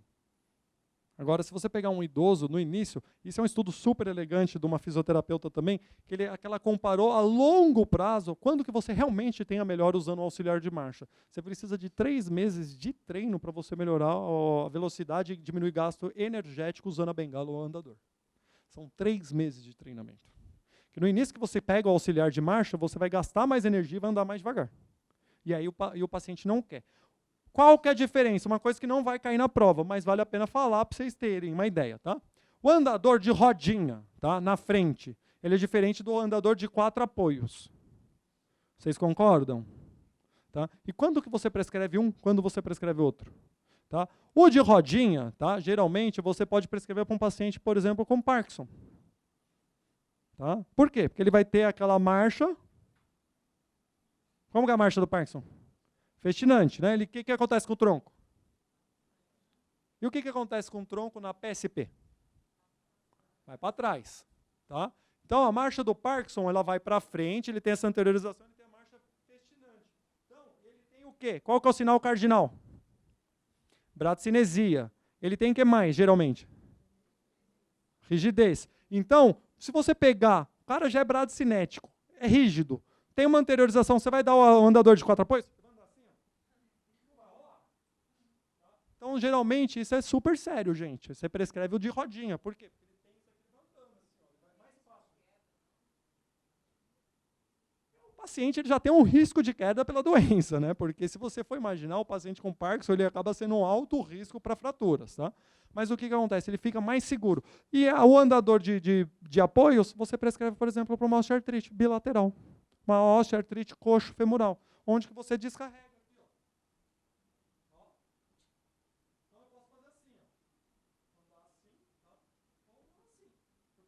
Movimento, mas eu tenho meus membros superiores bons para fazer o uso e manobrar. Depende. Sim, não, eu tenho um paciente, tá, na aula de marcha que eu dou lá no HC, que é super legal. Ele chegou com uma marcha secundária, ele foi um etilista crônico, ele teve uma encefalopatia, ele tinha uma marcha super com deficiência proprioceptiva, tá? Então ele tem uma deficiência proprioceptiva e ele tem um magnetismo, que a gente chama de uma marcha magnética. Tá? Então tem paciente com AVC que ele te cumprimenta, ele tem o AVC magnético, ele faz assim, aí, beleza. Aí ele não consegue soltar a mão. Ele não consegue organizar o movimento para soltar. E a marcha dele também, ele colocava o pé, ele ficava assim, ó. Ele não conseguia tirar o pé. Aí ele andava assim, ó. Ele batia o pé, porque ele não tem propriocepção por causa do álcool, né? E aí, beleza, foi treinando, reabilitei o cara, ficou lindo. E hoje ele anda com o andador. Só que é muito safado, porque ele pega o andador, ele levanta o andador e anda assim. O andador alto, entendeu? Ele não segura. Só que na hora que eu tiro o andador da mão dele, estava essa semana no meu consultório, é super legal. Você tira o andador dele, ele trava no chão, ele não consegue andar. E aí o cara é doidão demais, 77 anos, ele anda com o andador levantado, ele tem FA, não pode ser anticoagulado porque ele tem 50 mil plaquetas, ele pode cair a qualquer hora e sangrar, o Hasbled dele é 7, e ele está lá, perguntando no consultório se ele pode usar Viagra e Cialis nos intervalos do Viagra. Ele quer saber se ele pode usar Viagra. Hã?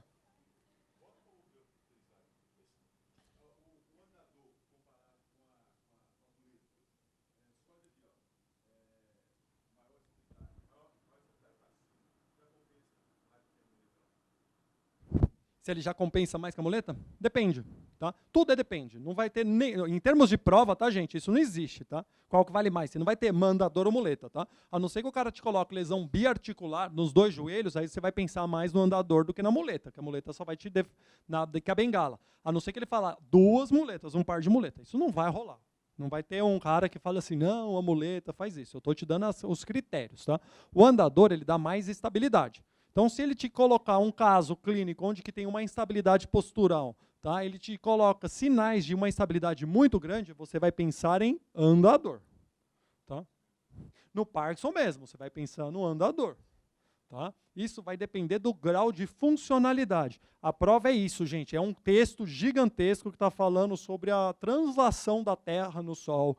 E aí fala do queijo. E aí você já está pensando que o cara, não, queijo. Você fala, não, o cara vai me dar um antidepressivo mal A, vai ter aquele efeito do queijo. Aí na hora que chega, o cara pergunta sobre o joelho. Não tem nada a ver. Você fala, gente, perdi um tempo danado grifando. Então, toma cuidado. E isso acontece, gente. Vai ter questão besta, que não tem como você falar assim, eu lembro da Graça, chegou para mim e falou assim, pô, um dia caiu numa prova lá, quantos dentes são necessários para mastigação? Tá. Essa faz parte do pool daquelas 25. Tá? Vai ter 15, 10, 23 e 20 e 40. Você fala assim, pela minha alternativa 14, 15, você vai chutar uma questão dessa. Tá? Tem um monte de questão assim, tá? Vai ter um monte de questão que ela é meio complexa, assim, entendeu? Então, quando eu estava fazendo a prova, na minha última questão, minha última questão era uma questão de eletrocardiograma, tá? Era uma questãozinha de uma reversão. Eu fui e falei assim, eu estava meio tranquilo, já tinha feito meus cálculos lá, falei assim, essa daqui eu vou conversar com a prova. Eu falei assim, mano, nossa, que pergunta besta, não sei o quê. Eu falei assim, eu sei que o cara quer a B, eu ainda anotei lá, no papel B, para fora para eu levar, né? Que era a resposta que eu tinha certeza que o cara ia colocar, mas eu apostei na C. Na mais inteligente para mim era C. E a resposta era B. Beleza, errei. Vou fazer o quê? Não converse com a prova, tá?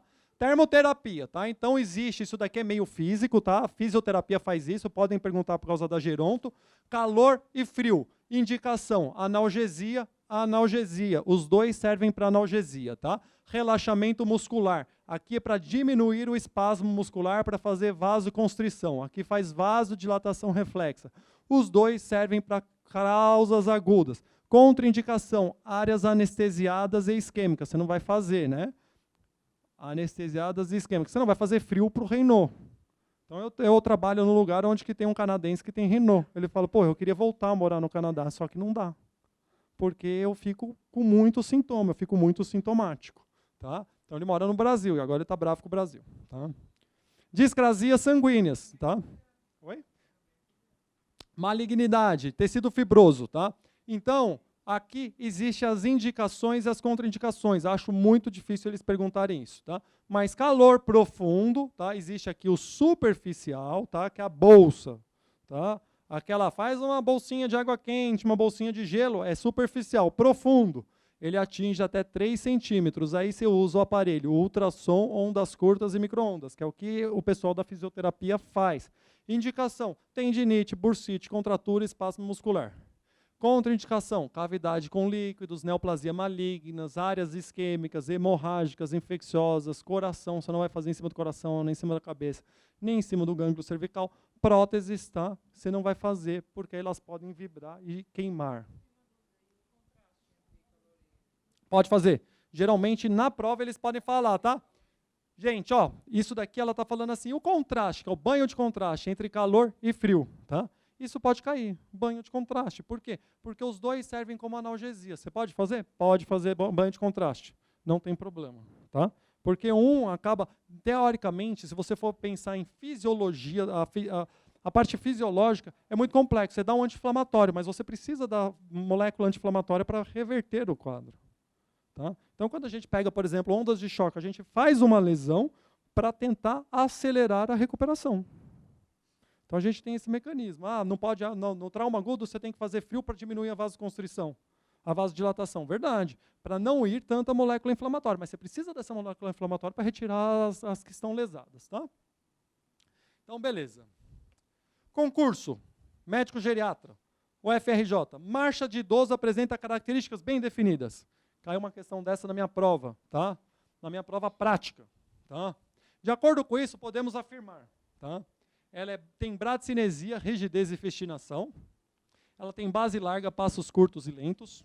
Ela tem uma leve ataxia, uma marcha ceifante e estabilidade postural. Ela tem passos curtos, rigidez e ataxia. Ela tem uma base larga, festinação e estabilidade postural. Qual? B. Todo mundo entende, né? Essa é a marcha do Parkinson, tá? Essa daqui é uma marcha do paciente que provavelmente que teve um AVC. Tá? Essa é uma marcha, provavelmente, de um paciente que pode ter uma lesão no cerebelo, com ataxia, um pouquinho de rigidez, passos mais curtos. Tá? E base larga, festinação e estabilidade postural, tem todas as outras doenças neurológicas que podem causar isso aqui. Tá? Então, o idoso ele tem a base larga, passos curtos e lentos. Na minha prova prática, teve um vídeo, e aí era um idoso que ele levantava da cadeira, ele era um pouco bradicinético, tá? Pelo exame, ele levantava mais devagarzinho. Então, ele ia lá, tá? Ele fazia assim, ó. Tá? Aí é complexo, né? Porque o cara está te pondo um vídeo, você não sabe se realmente é uma bradicinesia ou se é uma fraqueza muscular, mas so sorry, não sou eu que escolhi o vídeo. E aí ele começou a andar assim, ó. Tá? Aí só quando ele começa a andar assim, o vídeo está mal filmado pelo celular, a pessoa você não sabe se está festinando, se não está aquela festinação. Aí eu descrevi essa marcha aqui, ó. Base larga, passos curtos e lentos. Tá? Mas ele tinha uma anteriorização de tronco, ele tinha uma carinha de uma marcha festinante. Tá? Então, marchas. Parkinsonismo, bradicinesia, rigidez, festinação, AVC, ceifante, paciente ele faz a espacidade, o gastrocnêmio é muito mais forte que o tibial anterior, então ele faz uma flexão do pé, ele faz aqui, ó, para andar. Ó. Porque o quadríceps é mais forte do que o isquiotibial, então ele estende essa perna, ele não consegue flexionar, a espacidade aqui é grande, então ele faz isso aqui, ó, marcha ceifante. Tá? PSP, instabilidade precoce, instabilidade postural precoce, postura em tronco e em extensão. Por quê? Porque o olho não sobe, né? Então ele tem que andar assim, ó. Não mexe, ele não faz isso, ó. Tá? Beleza. AMS, desautonomia precoce, uma desautonomia muito importante precoce. Pode gerar instabilidade postural precoce. Já tem instabilidade logo no início da doença para até levantar. E alterações cerebelares, existem 1.435.000 marchas atáxicas diferentes. Tá? Então, qualquer alteração cerebral, você pode ter aquela marcha com ataxia, com movimentos involuntários. Tá?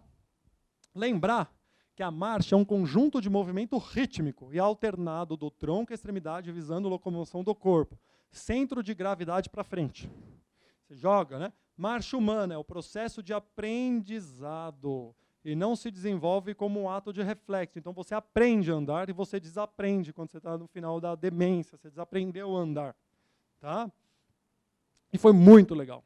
Tá? Porque essa semana, esse negócio é muito interessante. Essa semana eu estava na reunião, né, da geriatria, e eu estava tomando um café. E eu voltei, não, na hora que estava o caso, estava passando um vídeo. E eu sentei, na hora que eu sentei na cadeira e vi o vídeo, eu virei para uma pessoa que estava do meu lado e falei assim, ó, casinho de Parkinson.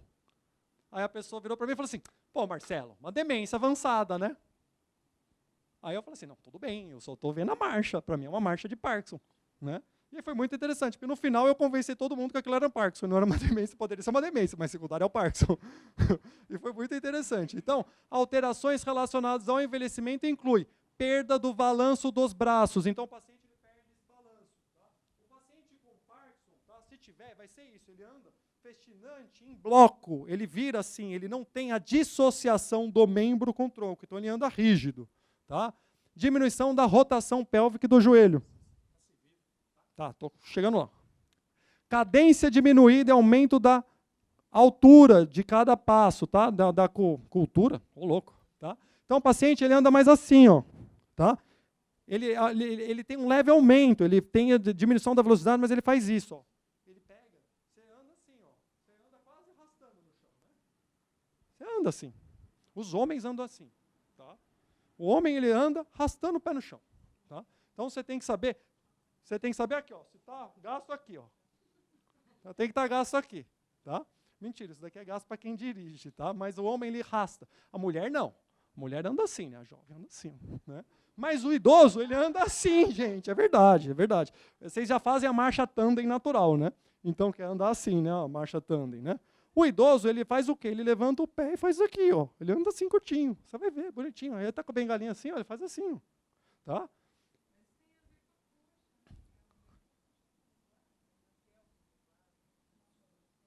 E o que tem a ver fazer isso aqui? Eu não entendi. Ah, tá. Passos mais curtos, menos tempo de apoio unipedal, tá? Então você tem menos... Ele diminui a velocidade e a distância. Então ele vai dar os passos mais curtos. O que ele levanta aqui assim porque ele perde um pouco, entendeu? A propriocepção dele é um pouquinho alterada. E para melhorar a propriocepção, gente, que a marcha talonante, tá, do diabético, aquele que já tem a neuropatia diabética, ele faz o quê? Ele faz assim, ó. Era o meu paciente, ele faz isso, ó. Ele bate o pé para você fazer aí o estímulo mais grosso e você ir lá e falar assim, ó, pum, vai lá em cima, a informação e volta e fala, segura. Tá? Porque o ato motor ele é complexo, tá? Menos tempo de apoio unipedal. Você fica com menos tempo com um pé só, tá? É por isso que as mulheres têm bursite, tá? Ó, pelve rodada anteriormente, bacia ligeiramente fletida, tá? E pés rodados para fora. Quem que anda assim, gente? No início, a criança. Tá? A criança faz praticamente isso. Ela tem uma marcha que ela faz a flexão, ela abre os braços para ganhar apoio, joga o corpo para frente e vai assim. Ó. Tá? Beleza. Postura. Vou só acabar essa parte, vocês vão tomar um café e a gente já começa no próximo tópico, tá? Anteriorização da cabeça, retificação da coluna cervical, projeção dos ombros para frente, aumento da cifose torácica, retificação da coluna lombar, flexo de quadril e joelhos e diminuição da amplitude de dorsiflexão. Gente, isso eu acho muito difícil eles perguntarem, mas o pessoal da prova eles estão começando a sacar que as melhores perguntas, eles fazem muito questões, ele fala, vou falar de osteoartrite, então eles falam as coisas, tópicos relacionados ao envelhecimento. Tá? Então vai ter muita questão de cardiologia, que eles vão falar assim, a válvula mitral não tem nada a ver com o caso, acontece isso no envelhecimento. Então vocês têm que saber, a parte de envelhecimento normal, o que vai acontecer com o envelhecimento normal, vocês têm que saber da parte cardíaca, da parte respiratória, que é obrigatório que vai cair. Tá? E eles vão sempre colocando uma questãozinha de envelhecimento no meio das outras questões, para você saber se é verdadeiro ou não, porque senão às vezes você se confunde aí, você clica na questão errada. Tá? Mas aqui está distúrbios do equilíbrio, o que acontece com a postura para prejudicar o equilíbrio. Questões para concurso. Então, você está examinando uma mulher de 62 anos devido a queixas de dor e rigidez articular.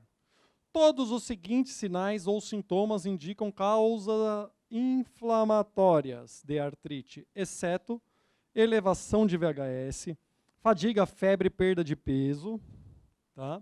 Persistência por mais de 6 semanas, presença de edema dos tecidos moles ao redor das articulações acometidas, rigidez matinal prolongada. Exceto sinais inflamatórios. Quem acha que elevação do VHS não é sinal de inflamatório? Alguém acha essa? Não, né? Quem acha que fadiga, febre, perda de peso não é sinal inflamatório? Fadiga, peso, perda de peso e febre é sinal inflamatório? Opa, red flag, né? Não é para ter, né? Persistência por mais de 6 semanas. Quem acha que é essa? Tá?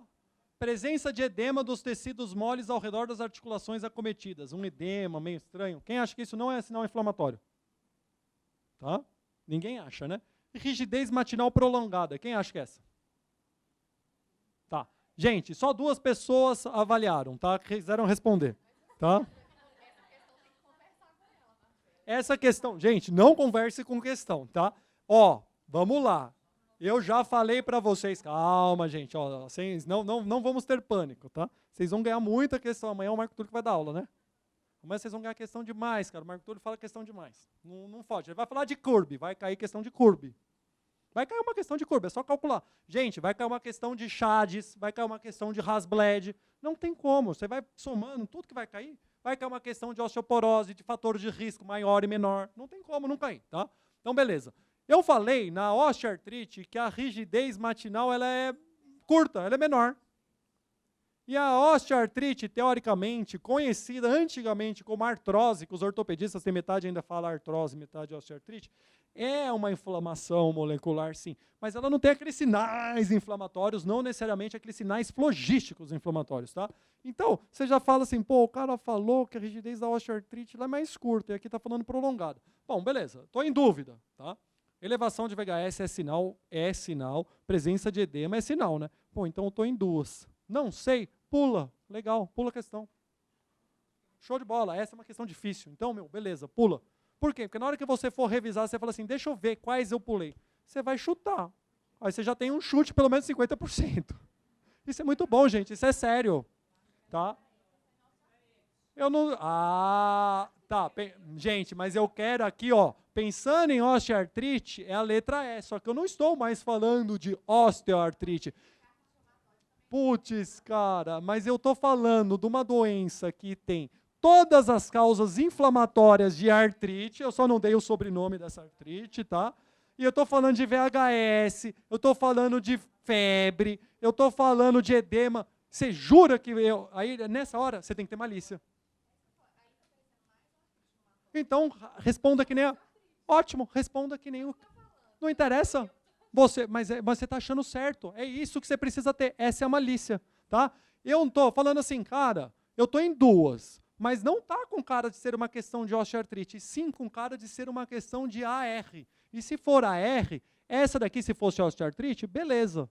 Mas não é osteoartrite. Isso aqui é uma questão, nós estamos entrando no tema de artrite reumatoide. Se for artrite reumatoide, esse daqui talvez não seja o sinal inflamatório, porque dor com persistência acima de 6 semanas pode ser dor neuropática, pode ser dor crônica, pode ser um monte de coisa, não necessariamente inflamatória. Então, nós estamos entrando num outro tópico, tá? Artrite inflamatória pode ter uma variedade de causas agudas ou crônicas. Existem outras artrites inflamatórias, né? E pode afetar uma ou várias articulações. Causas agudas, infecção. Olha lá, artrite séptica, doença de Lyme, nicéria, artropatias induzidas por cristais, gota, pseudogota. Ó, vai cair uma questão de gota, viu, gente? Ou pseudogota. Com certeza vai cair uma questão de pseudogota. Pseudogota é ótimo para o idoso. O idoso tem pseudogota.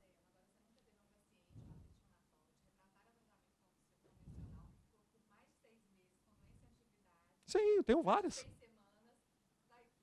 Sim, mas eu sei. Sim, só que tá.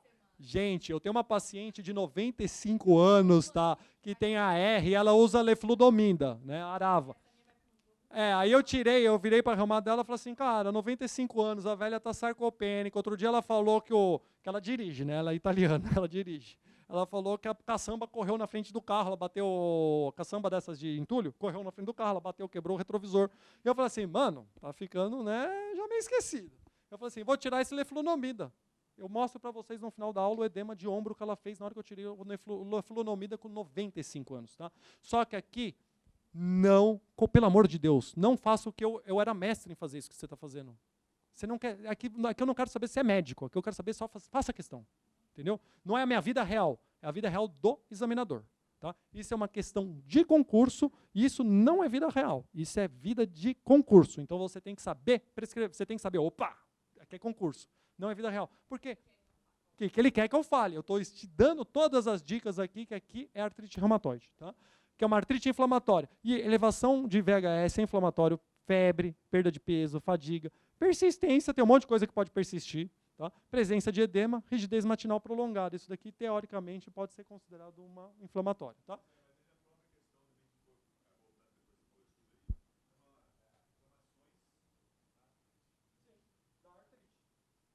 Existem outras que podem dar prolongada. Não converse com questão. Eu falei, ó, questão não é minha, tá, pessoal? Eu só discuto, eu olho uma questão, eu respondo, eu vejo e escrevo um texto para tentar a gente colocar as ideias no lugar, tá? É isso que eu tento fazer. Artrite inflamatória crônica tende a estar relacionado com as doenças autoimunes. Reumatoide, psoriática, reativa. Características frequentes da artrite inflamatória é a presença de rigidez matinal prolongada. Tá? Então, agora vocês já sabem aqui, ó, prolongada. Isso eu não tinha falado, mas eu tinha falado da osteoartrite que ela é mais curta. Tá? Melhora com o movimento, às vezes. Né? Mexeu a articulação, melhora. Sintomas como febre, fadiga, exantema e perda de peso podem estar associados. Se é para errar aqui, não é para errar lá. Tá? Osteoartrite, que aqui essa aqui é uma questão de concurso comentada, tá? Por sinal, a artrite não inflamatória, a rigidez é mais curta. Na osteoartrite, que não é, ela é uma inflamação crônica, que tem interleucina, TNF-alfa. A gente mudou a característica, porque a gente fala do fenômeno do inflammation, mas ela não é uma inflamatória agudo, aquilo que tem, né, que é agudão, né?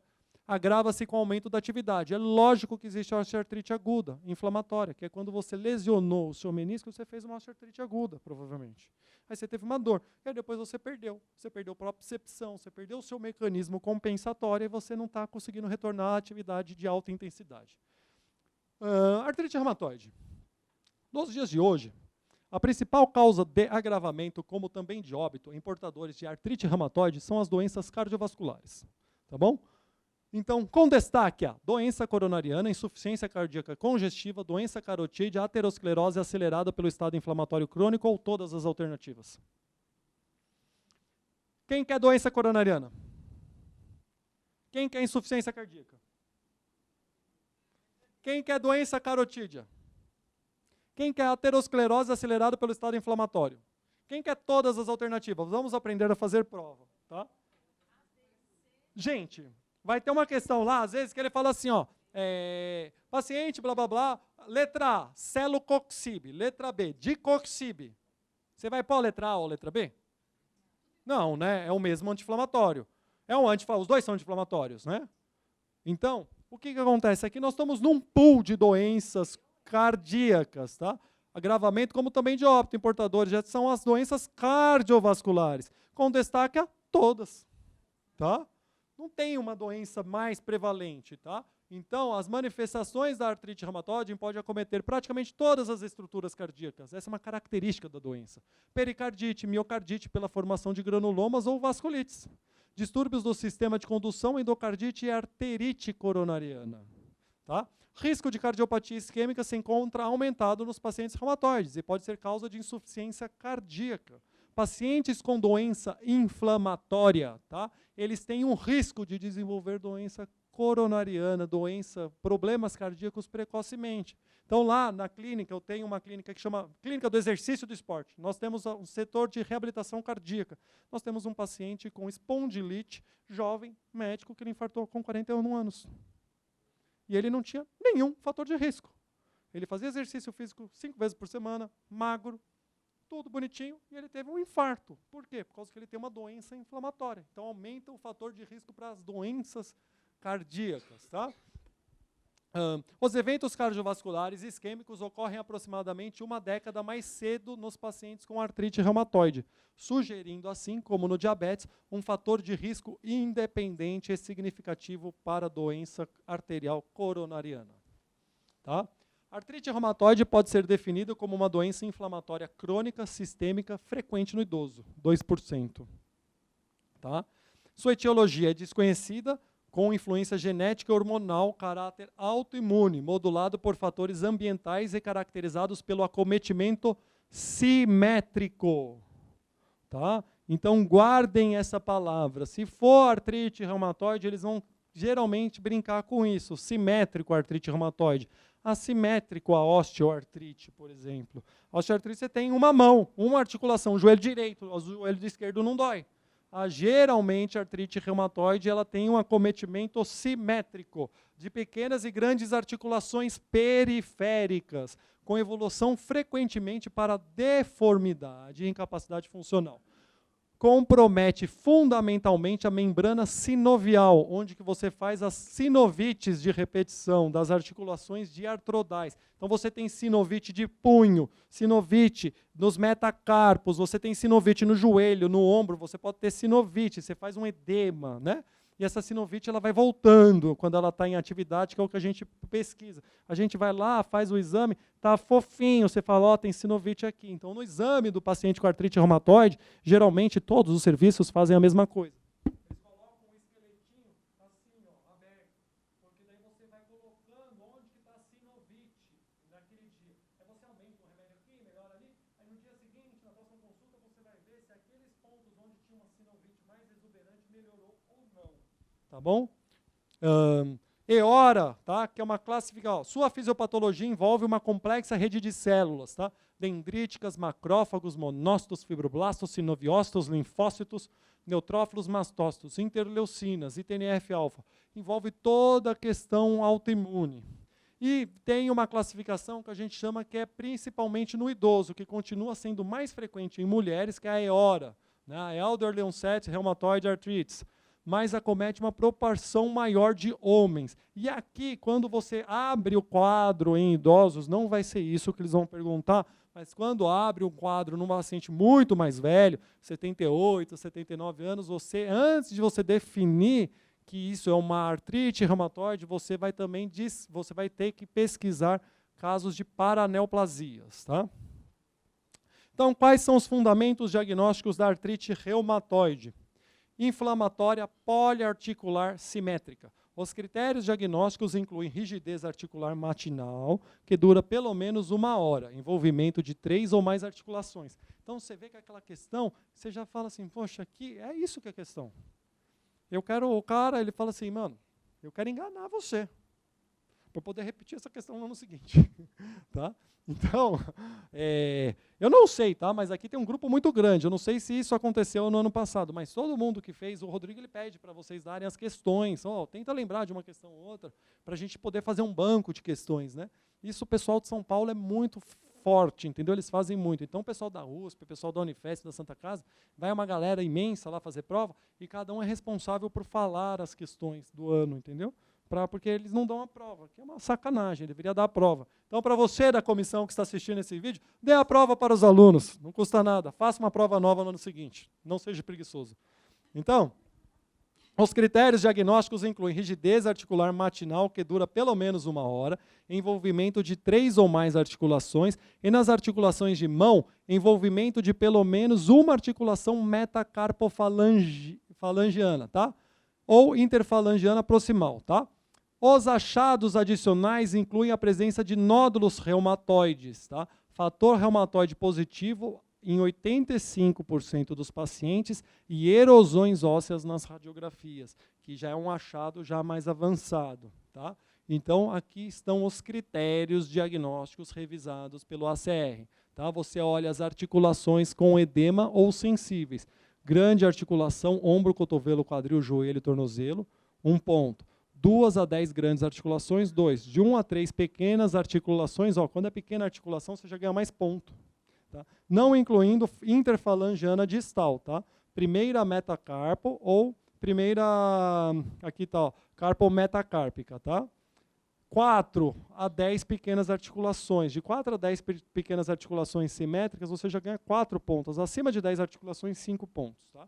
Você fecha o diagnóstico com uma pontuação acima de 6, tá? Para você, necessário para classificação definitiva, tá? E aí você tem um estudo laboratorial. Fator negativo mais peptídeo citrullinado, tá? Cítrico, você ganha 0 pontos, tá? Somente. Aí você vai, fator reumatoide baixo ou positivo ou CCP, você já ganha 2 pontos. Fator reumatoide altamente positivo ou CCP IgG, que é o anticorpo peptídeo alfa citrullinado, você já ganha 3 pontos, tá? Aí tem outros, fator, ó, se está negativo, você vai ter 0 aqui, ó. Se proteína C reativa e VHS anormais, ganha ponto, tá? Duração, tá? Abaixo de 6 semanas, acima de 6 semanas, você vai ter uma duração mais prolongada. E olha só que louco, né, mano? Que coisa doida, olha só, é a questão. Que era a questão com gabarito, duração, tá? Você ali queria excluir, calma, ali você queria excluir osteoartrite, tá? É questão de prova. Gente, eu não estou aqui para fazer concurso, não estou aqui para discutir e falar, ó, essa questão pode ser anulada, tá? Mas é uma questão que caiu de reumatologia. E aqui nos critérios, ó, duração ganha ponto, acima de 6 semanas, para você pensar numa questão inflamatória, tá?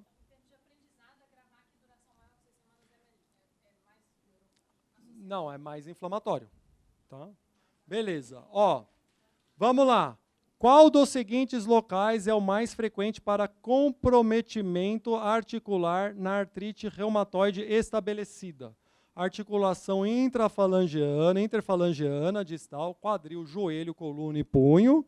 E qual dos seguintes alternativas é o achado radiográfico mais precoce? Osteopenia, ausência de anormalidades, edema nos tecidos moles, erosões subcondrais, perdas simétricas. Eu estou falando isso, essas questões, para a gente falar da doença, tá? Então vamos lá. Qual dessas articulações é a mais frequente? Qual é os achados mais precoces, tá? Então, uma vez estabelecido o processo mórbido da artrite reumatoide, as articulações mais comumente acometidas são punhos, as articulações metacarpofalangianas e as articulações interfalangianas proximais, que é as de mão, que é quando a gente vai pensar nos critérios, são as que ganham mais pontos, tá?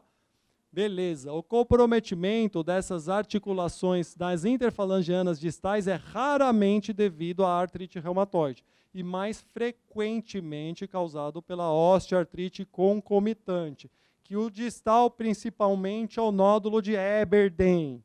Tá? O sinal clínico mais precoce é a osteopenia justa articular, embora esse achado possa ser de difícil visualização nas radiografias. Tá? Outros achados incluem perda simétrica do espaço articular e erosões subcondrais. Começa a perder e começa a ter erosão. Mais frequentemente nos punhos e nas articulações metacarpofalangianas e nas articulações interfalangianas proximais. E aí o que vai acontecer com a mão? Isso daqui, ó, vai ficar aquela deformidade. Tá? Mãozinha característica da artrite reumatoide. Qual? Essa? Ah. Osteopenia justa articular. Mais precoce. Tá? Ausência de anormalidades não é, edema nos tecidos é mais para frente, erosão também, perda simétrica dos espaços, você já precisa ter uma lesão um pouco mais adiantada. Tá? Então, osteopenia. Tá? Comprometimento, o sinal clínico mais precoce é a osteopenia. Tá? A 13, a letra A. 13A. Tá? Aqui, ó, você tem ó, as articulações interfalangianas, aqui ó, é punho. Tá? Então, beleza. Punho é a mais precoce, tá? Que eu não acho que vai cair uma questão assim. E isso daqui é ajuste articular. Também não é só para saber o que acontece com a evolução. Tá? Então, beleza. Vamos entrar no assunto gota. Tá? Um homem de 74 anos de idade é examinado pelo seu médico 6 semanas após um episódio agudo de gota. Essa questão é uma questão bem difícil, tá, gente? Tá? Então, essa questão aqui é só para explicar sobre os medicamentos. Tá? A história pregressa revela a gota a qual se manifestou de modo semelhante em duas outras ocasiões. Nos últimos 6 meses, teve 3 crises, tá, com 74 anos. Antecedentes pessoais de insuficiência cardíaca congestiva, hipercolesterolemia e doença renal crônica no estágio 3. Tá? Está em uso de pravastatina, S-furosemiada, metazolona, lisinopril e metoprolol. Né? Taxa de filtração glomerular é de 38, a creatinina é de 2,2. O nível de ácido úrico é de 9,3. Tá? O paciente quer saber se algum medicamento poderia diminuir a probabilidade de ataque repetido. Qual dos seguintes esquemas farmacológicos é o mais adequado para esse paciente?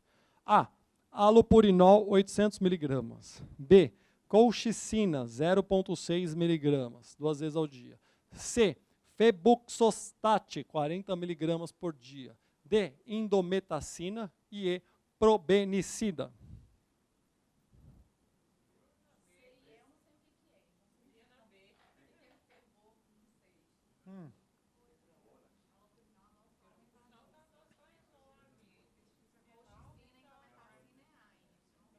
Opa, olha só, é isso que você precisa fazer. Você fala, cara, eu não sei nem o que é o febuxostat, mas eu estou falando, o alopurinol tá meio agressivo, tá? Colchicina, indometacina não vai rolar. Probenicina, tá meio estranho. Qual que você quer? Não, tudo bem, nós vamos descobrir agora o que é C, mas teoricamente eu estou dando uma questão para a gente discutir a questão, tá? Você vai chutar, essa é uma questão difícil. Quando você pega uma questão difícil, vai ter questão difícil na prova, gente. So sorry, vai ter. Difícil que vocês vão ficar em 2. É sempre eliminação. Você tira, aí tira, você fala, opa, eu estou entre esse probenicida, que me parece meio antigo, e esse febuxostat. Aí nós vamos ver agora nas explicações. Por que você vai escolher, teoricamente, a resposta aqui, tá? Nós vamos falar de um por um, tá? Mas a resposta é o febuxostat, tá? Esse indivíduo sofreu 3 ataques recentes de gota aguda e tem fatores de risco para recorrência, tá? Tá lá. Tem os fatores de risco. Tem um ácido úrico elevado, uma taxa de filtração glomerular baixa, uma creatinina alta, não tem como, tá uma doença metabólica, incluindo doença renal crônica e necessidade de tratamento com diuréticos, outro fator de risco. Está usando lá o furosemida, que é o miada, né? Lisinopril, está usando outras classes aí que também podem influenciar, né? Quando se considera uma instituição de terapia hiporuricêmica, deve-se considerar o número de episódios, tá? Então, você vai pensar pelo número de episódios ou se o paciente tem tofo gotoso, né? Os níveis séricos de ácido úrico fora de um ataque agudo é à disposição do paciente aderir a um tratamento vitalício. Tá? Indivíduos com cálculos de ácido úrico ou gota tofácea também devem receber terapia hiporuricêmica. Tá? Então, quem tem muitas crises, 3, 2, acima de 3, e tofos, você já tem indicação de fazer o tratamento, teoricamente, com alopurinol. Né? Os agentes atuais comumente usados no tratamento incluem uricosúricos e inibidores da xantina oxidase. Tá? Então, eu vou falar de todos para vocês terem uma ideia o que é. Tá? O valor do ácido úrico a gente vai levar em conta quando está acima de 10, 11. Tá? Aí você fala, opa, você vai tratar. Tá? 8, 9, não. É isso daqui. Ó. Não, mas aí na crise aguda ele tende mesmo a dar uma diminuidinha. Então você fala o seguinte, você tem porque você tem um fator ali. Tá? Mas o que acontece é que geralmente o paciente vem no nosso consultório, ó, prova, tá, galera? Não vida. O paciente vem no seu consultório com uma crise de gota, está com ácido úrico teoricamente, o ácido úrico dele era 8 e o cardiologista está tratando com alopurinol. Não tem indicação. Tá? Então você tem que ter isso daqui, ó. Crises no mesmo ano, você tem que ter tofo, tá? Tá aqui, ó, indivíduos com cálculos, tá? A probenicina é o agente uricosuro mais comumente usado. É iniciado em uma dose de 250 e pode ser titulado até 3 vezes. Entretanto, tá? E não vai cair nada relacionado à probenicida, mas se precisar, geralmente ela não é efetiva quando o nível sérico de creatinina é superior a 2. Tá? Essa é uma questão de prova de reumatologia. Tá? É uma questão difícil, tá? Para poder explicar. Benzobramarona não está disponível em vários países. Tá? Nos Estados Unidos, uma boa opção para pacientes com insuficiência renal. Essa daqui não deu, mas era uma opção para quem tem insuficiência renal, mas não está disponível. O alopurinol é a medicação mais comumente prescrita em pacientes com gota recorrente. Esse inibidor da xantina oxidase reduz níveis séricos de ácido úrico nos indivíduos com hiperprodução. Tá? Todavia, o halopurinol tem diversos efeitos tóxicos associados, incluindo necrólise epidérmica tóxica, guarda isso, porque isso pode ser um efeito colateral, né? Supressão da medula óssea e insuficiência renal. A dose inicial é de 300 miligramas e pode ser aumentada até 800 miligramas. Então, um paciente que tem uma doença renal já estabelecida, você tem que tomar cuidado com o halopurinol. Tá? Febuxostat é um inibidor da xantina, quimicamente não relacionado. Não é necessário ajuste na dose na insuficiência renal leve a moderada, usado quando há contraindicações aos agentes uricosúricos. Tá? Colchicina é um estabilizador microtubular que diminui a inflamação nos ataques agudos. Tá? Então, não afeta os níveis do ácido úrico. Então, ela é para o agudo. Tá com gota aguda, você dá no pronto-socorro, você introduz ela no pronto-socorro. Todavia, é comumente usado como terapia adjuvante para prevenir exacerbação de gota, que ocorre com o declínio dos níveis do ácido úrico. Você vai usar ela como coadjuvante. Indometacina é um anti-inflamatório. Bom, ótimo, para os quadros de exacerbação de gota. Não desempenham nenhum papel no tratamento de hiperuricemia ou fora do ataque de gota. Legal? Um homem, tá, de 64 anos de idade, com insuficiência cardíaca congestiva, chega ao serviço de emergência com queixa de início agudo de dor intensa no pé. E assim mesmo que ele chega. Tá? A dor começou durante a noite e acordou do sono profundo. Relata que a dor era tão intensa, mas tão intensa que ele não conseguia nem calçar um sapato ou colocar uma meia a ir ao hospital.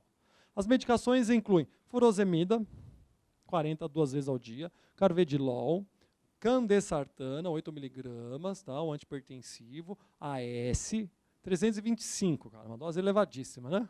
Ao exame, apresenta febre, 38,5. Hálux do pé direito eritematoso, extremamente hipersensível ao toque. Tá? Ó, a artrite inflamatória, né? A tumefação significativa e derrame na primeira articulação metatarsofalangeana do pé direito. Não há acometimento de outras articulações. Qual dos seguintes achados deve ser o esperado na artrocentese? Tá? Isso daqui é o que a gente vai lá e puxa. Tá? Vamos falar só um pouquinho de artrocentese para vocês terem só uma ideia na diferença da gota para pseudogota. Tá? Níveis de glicose inferior, coloração gram-positiva, presença de cristais em forma de agulha com forte birrefringência, negativa microscopia, tá? Presença de cristais romboides. Então, vocês guardem essa palavra, presença de cristais em forma de agulha e romboides. É a única coisa que vocês precisam saber. Tá? Com birrefringência fracamente positiva, a microscopia da luz e contagem de leucócitos. Então, o que acontece? Tá? Nós estamos falando aqui de cristais em forma de agulha. Tá? A artrite gotosa é comumente observada em indivíduos em uso de diuréticos, que é um fator de risco, né? Para quem já teve. Né? Os diuréticos resultam em uma hiperuricemia devido à reabsorção aumentada de urato no túbulo renal proximal no contexto de depressão de volume. Na gota aguda, ocorre derrame, eritema e acentuada hipersensibilidade da articulação. Tá? A artrocentese revela um líquido turvo inflamatório. Tá? Diagnóstico é confirmado pela demonstração de cristais de monourato de sódio observados extracelularmente e dentro dos neutrófilos. É o diagnóstico definitivo. Os cristais exibem forte birrefringência negativa à luz polarizada e têm sua aparência típica em forma de agulha e bastonetes. Contagem de leucócitos é abaixo de 50.000. Os cristais de pirofosfato de cálcio aparecem como cristais romboides com fraca birrefringência e são observados na pseudogota. Se cair uma questão dessa, ele não vai falar, teoricamente, de cristal. Tá? Ele vai falar, isso daqui é uma artrite reumatoide, isso daqui é uma gota, isso daqui é uma osteoartrite, isso daqui é uma ruptura de ligamento. Tá? Eles não vão falar, eles vão contar um caso inteiro e vão falar assim, poxa, eu quero que você saiba que eu estou falando de um quadro agudo de gota. Eu não estou falando aqui, eu estou pondo um quadro agudo de gota e estou colocando uma história toda para a gente poder discutir. Mas na prova, na minha, caiu um quadro agudo de gota. Você olhava o caso clínico e você falava assim, cara, isso é gota. Pronto, PT saudações. Passa para a próxima questão. Tá? Mas é isso que ocorre. Tá? Gota, monourato de sódio, articulações e tecidos extra-articulares. Artropatia inflamatória mais frequente no idoso. Em mulheres, a prevalência continua a elevar até os 85 anos. Tá? A gota no idoso difere da forma clássica. Maior equivalência entre gêneros, apresentação frequente poliarticular. Ela geralmente não é monoarticular, ela é poli. Tá? Poucos episódios de crise aguda. Aquela crise que pode ficar mais ela pode perpetuar, né? Evolução clínica mais indolente, uma maior incidência de tofos. Podagra é a manifestação inicial em 50% dos pacientes mais jovens, masculinos, né, com aqueles todos os outros fatores de risco. Gota clássica, geralmente monoarticular. Locais comuns, joelho, punho, cotovelo e tornozelo, tá? Mas aqui é o principal, tá? Fatores de risco modificáveis e não modificáveis. Maior longevidade, uso de diuréticos, comorbidades associadas à hiperuricemia, tais como insuficiência renal crônica e insuficiência cardíaca. São os fatores que têm que ser modificados. Vocês viram os 2 casos clínicos com doença renal e doença cardíaca. O intestino excreta 1/3 do urato e 2/3 são excretados pelos rins. Diagnóstico definitivo é o líquido sinovial. Ácido úrico na urina, ácido úrico no soro. Febre na crise, afastar sempre a artrite séptica. Tá? Raio-X. Um espaço articular preservado, ausência de osteopenia, lesões fora da cápsula, que a gente chama de saca-bocada. Tá? Distribuição assimétrica. Tá? Então, você não tem, o espaço articular ele está preservado, diferente das outras artropatias. Né? Os critais de monourato de sódio exibem forte birrefringência negativa à luz. Ele tem sua aparência típica em forma de agulhas, bastonetes, você vê uns riscos. Tá? Crise aguda, anti-inflamatório e corticoide, profilaxia, alopurinol, benzobromarona, que não tem muito lugar. Tratamento a longo prazo, pacientes com 2 ou 3 ataques agudos de gota, gota tofácea, ataques graves de gota poliarticular, essas são as indicações a longo prazo. Ó.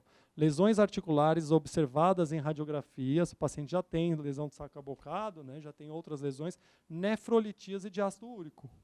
Então, aqui são as principais indicações do tratamento a longo prazo. Tá?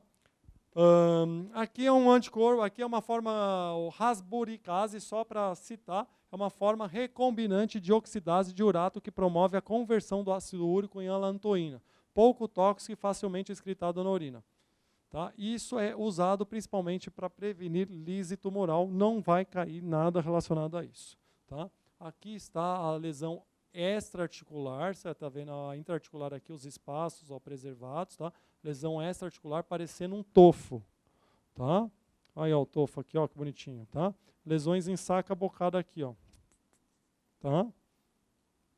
Ó, a imagem da semana do FMG.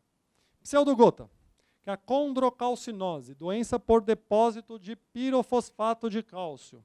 Está associado com o envelhecimento. Idade média de 72 anos e incidência superior a 50% em cima de após os 85 anos. Tá? Existem várias nomenclaturas para pseudogotas. Tá? Então, pseudogota, condrocalcinose, artropatia por pirofosfato. Tá? Pseudogota é o ataque agudo de sinovite induzido por cristais que se assemelham à gota. Condrocalcinose, quando a calcificação é observada na cartilagem hialina ou na fibrocartilagem. Tem um raio-x específico para isso. Tá? Artropatia por pirofosfato, doença articular ou alterações radiográficas que acompanham a doença de depósito de cristais. Tá? Ou, ao contrário dos cristais de monourato de sódio, a deposição de pirofosfato ocorre exclusivamente em tecidos articulares. Tá? Então, o monourato faz isso. Ó. Você está aqui, ó. Aqui tem um monte de coisinha. Ó. O tofo. A pseudogota ela é dos tecidos articulares. Prevalência no sexo feminino entre os idosos. Tá? Maior nos idosos. Primária, quando apresenta de forma isolada, sem doença metabólica. E secundária, nas formas clínicas, quadro agudo. E aí eles podem brincar com uma questão falando de pseudogotas quando tem hiperpara, hipomagnesemia, hemocromatose e hipofosfatasia, tá? Que é a redução pronunciada do nível de cálcio sério, podendo desencadear crise aguda de pirofosfato. Tá? Diagnóstico. Padrão de referência é o encontro de cristais de pirofosfato de cálcio intracelular, mas pode fazer o diagnóstico pelo encontro nos raios-x, que é a calcificação linear. Líquido sinovial pode se encontrar com cristais de pirofosfato. Não vai cair, né? Sobre birrefringência, tá? Mas a presença de cristais romboides positivamente birrefringente dentro dos leucócitos é patognomônico, tá? Tratamento agudo, anti-inflamatório e meios físicos e crônicos, aí, ó, muda, tá? E a brincadeira aqui é o seguinte, se cair pseudogotas, provavelmente a opção de tratamento é corticoide, metrotexate ou hidroxicloroquina. Você vai ver qual que é o status funcional do seu paciente para você optar por uma dessas três, diferente do tratamento da gota, que vai cair o halopurinol. Provavelmente, se cair alguma questão de gota, é o porquê usar o halopurinol, tá, gente? Que eu dei aqui, as ideias, o tratamento a longo prazo vai ser alguma coisa relacionada a isso, o porquê, ou para você falar em gota. Pseudogota, se cair alguma coisa relacionada de pseudogota, vai falar de uma coisa disso aqui, ó. Ele vai te enganar aqui. Vai falar um quadro de pseudogota e aí ele vai pôr halopurinol lá. E vai ter uma hidroxicloroquina para você responder. Entendeu? Aqui. Intraarticular, ó, a calcificação. Ó. Isso é o sinal radiográfico da pseudogota. Então, se cair uma raio-x assim e a história tiver com uma história, paciente de 85 anos, aí está falando toda aquela história da pseudogota, e você fala assim, opa, isso é um quadro de pseudogotas, ele vai ter lá a ideia hidroxicloroquina. Se tiver o paracetamol, não vai ser o paracetamol. Tá? Aqui, ó, quando você pega um raio-x, não é para você ver isso daqui, ó. Essa daqui, ó. Isso aqui é o pirofosfato todo, ó, intraarticular aqui, ó. Tá? Vocês estão vendo que não necessariamente tem a diminuição do espaço intraarticular. Ó, como ele está preservado aqui. Ó. Ó, você tem só a deposição intraarticular. Tá? Beleza. Líquido sinovial. Está aqui o líquido sinovial inflamatório. Eu acho muito difícil perguntar sobre líquido sinovial. Tá? Mas eu tenho que falar. Tá? Oi? É, demais. Gente... Caiu uma questão, 50 mil, não tenho noção, pula. Estratégia de prova, pule a questão, não fique, uma questão... Sim, mas às vezes... Mas o que acontece é que na hora que vocês pegam os materiais que circulam, que eu já andei passando por um monte de gente, de questões antigas, eu posso te falar que tem algumas coisas relacionadas a isso? Porque antigamente a prova, ela era muito, quando começou as provas de título, não tinha muito geriatria, tinha muita questão de clínica médica inserida na prova de geriatria. E aí sempre caiu umas coisinhas assim, entendeu? Agora não, mudou um pouco. Claro, eles estão mais importando com os dentes para mastigação, né? Mas é lógico, né? Isso daqui eu tenho que falar o que é.